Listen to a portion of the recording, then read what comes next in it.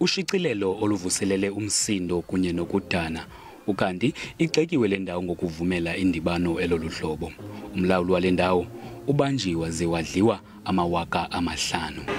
Siyaqinisekisa into yobana ngenene sifumene le video clip nebijikeleza kula makhasi ozonxibelelwano.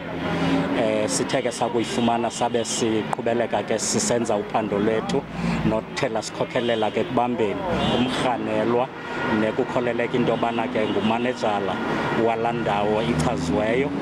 Urhulumente umemelela ukuba abo banikezela ngemvume yokuthengisa utywala bathathe amanyathelo aqatha ngale ndawo.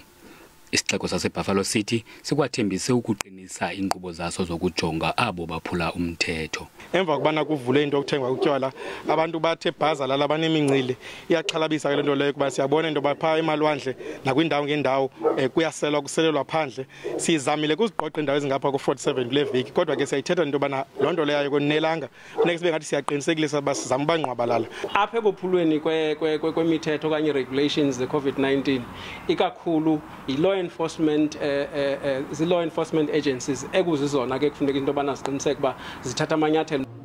Umphathi wale ndawo walile ukuphefumla. Ndingulubaba Lodada kwindaba ze-SABC eMonti.